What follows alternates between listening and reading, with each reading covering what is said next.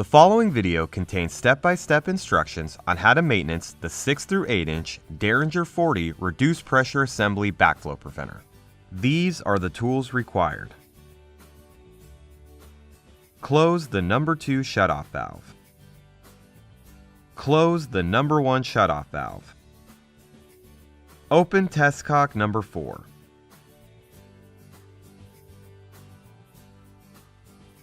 Open test cock number 3.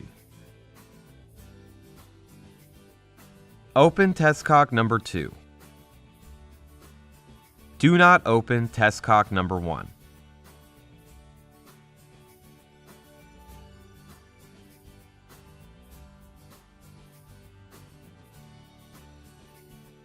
When a reduced pressure valve is leaking from the relief valve, the first check may be fouled or damaged. Make sure the first check is functioning properly before assuming there is a problem with the relief valve.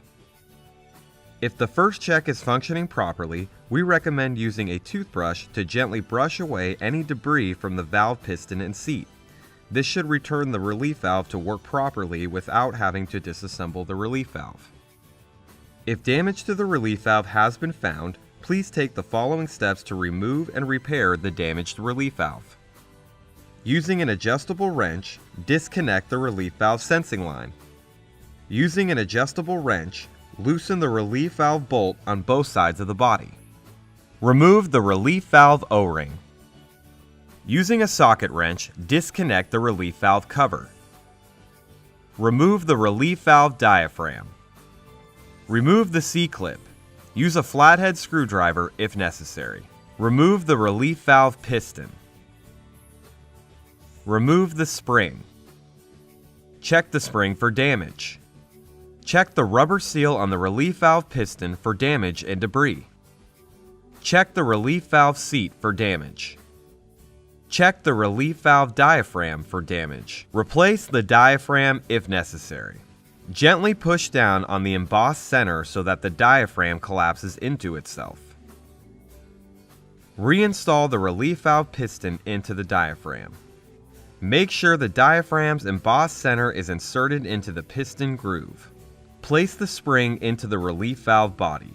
Install the piston assembly into the relief valve body. Make sure the piston assembly lines up to penetrate the hole on the top of the relief valve. When reinstalling the piston assembly, make sure the spring is centered in the relief valve body. Reinstall the C-clip. Reinstall the relief valve cover. Using a socket wrench, tighten the relief valve cover bolts. Examine the relief valve O-ring for damage. Replace the O-ring if necessary. Install the relief valve O-ring into the groove on the relief valve. Using an adjustable wrench, reattach the relief valve to the valve body. Using an adjustable wrench, reconnect the sensing line to the valve body.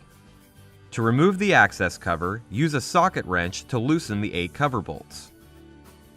Make sure to keep the tapered washers with the access cover bolts. Remove the valve access cover. To remove the first check, loosen the check retaining bolt on both sides of the body until flush with the inside of the valve. Remove the first check from the valve body.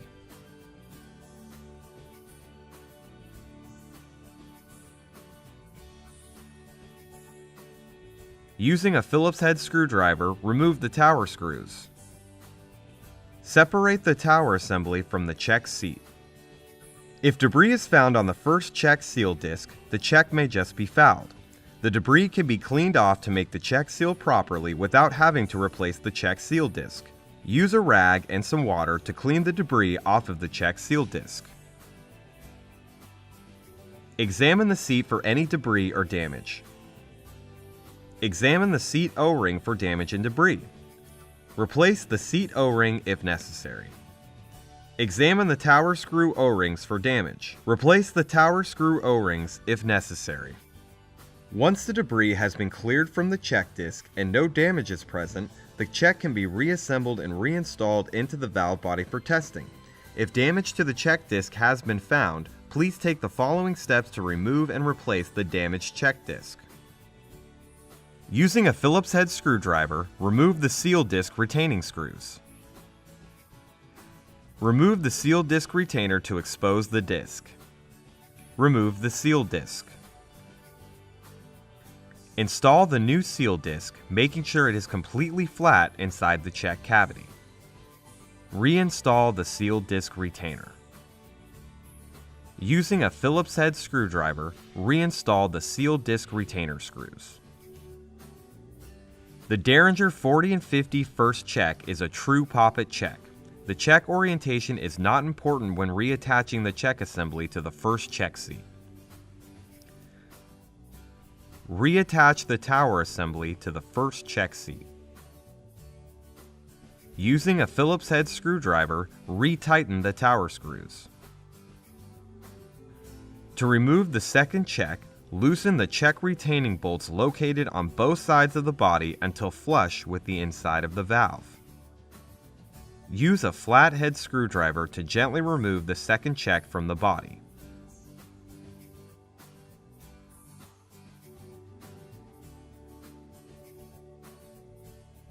Loosen the tower screws using a Phillips head screwdriver. Separate the tower assembly from the check seat. If debris is found on the second check seal disc, the check may just be fouled. The debris can be cleaned off to make the check seal properly without having to replace the check seal disc.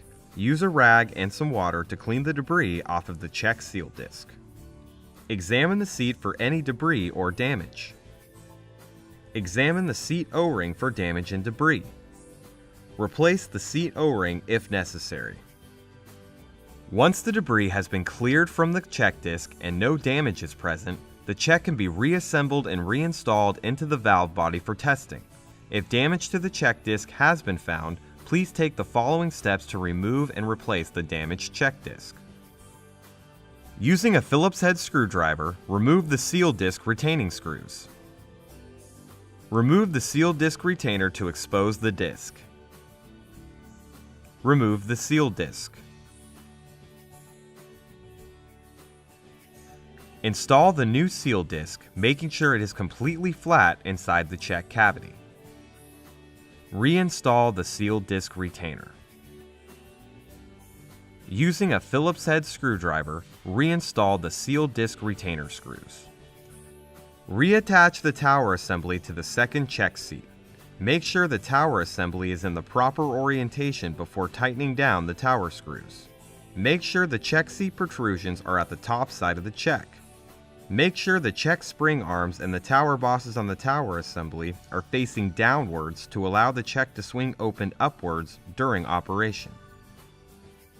Using a Phillips head screwdriver, retighten the tower screws.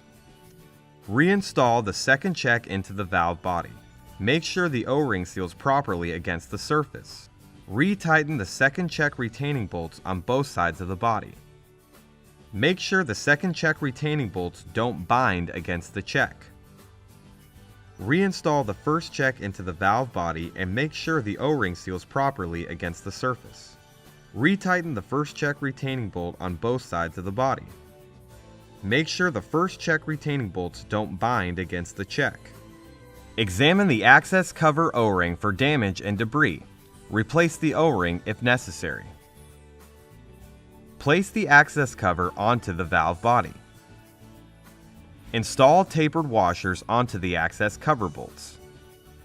When reinstalling the access cover bolts, engage all 8 bolts one thread. Hand tighten all 8 cover bolts. Using a socket wrench, tighten the 4 corner bolts. Tighten down the 4 remaining bolts.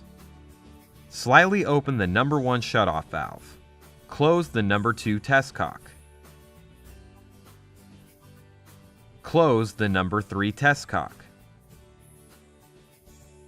Close the number 4 test cock. Fully open the number 1 shutoff valve.